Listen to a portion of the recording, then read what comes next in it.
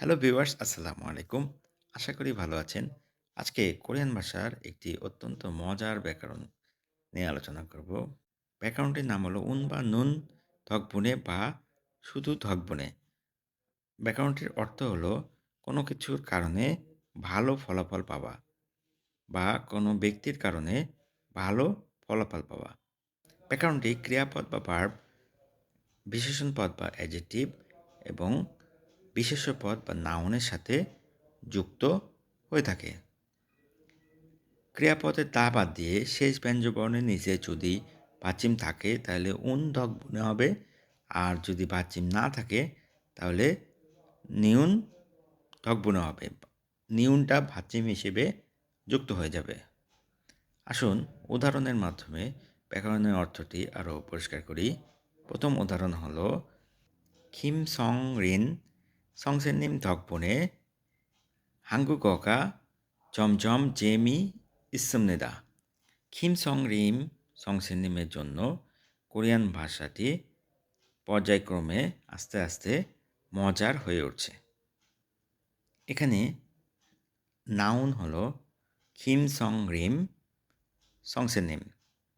নাউনের থাকার কারণে এখানে উন বা নুন বসে নাই, শুধু ধক বনে বসেছে।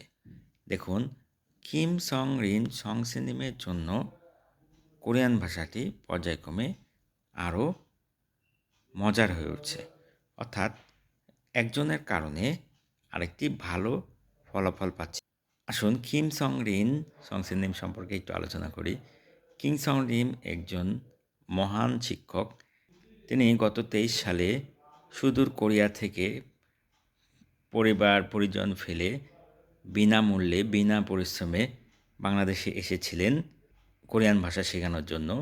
তিনি পাবনা কারিগরি প্রশিক্ষণ কেন্দ্রে একজন অতিথি শিক্ষক হিসেবে 1 বছর কোরিয়ান ভাষা শিখিয়েছেন বিনা পারিশ্রমিকে।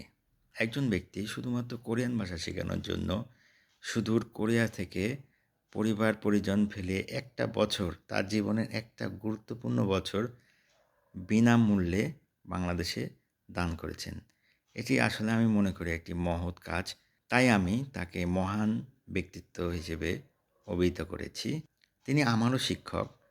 আমিও তার কাছে কোরিয়ান ভাষা শিখেছি এবং এখনও শিখছি।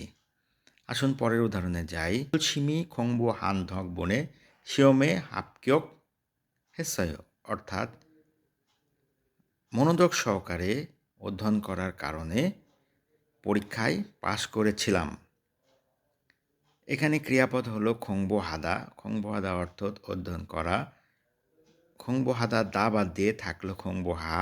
দেখুন, হিউজ ব্যঞ্জনবর্ণের নিচে ভাচ্ছিম না থাকার কারণে নিউনটা ভাচ্ছিম হিসেবে বসেছে। খংবোহান ধকবনে অধ্যয়ন করার কারণে পরীক্ষায় পাশ করেছিলাম। একটা কারণ, আরেকটা হলো ভালো ফলাফল পাওয়া।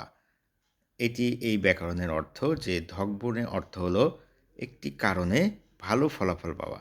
থ্যাংক ইউ ভিউয়ার্স, আসসালামু আলাইকুম।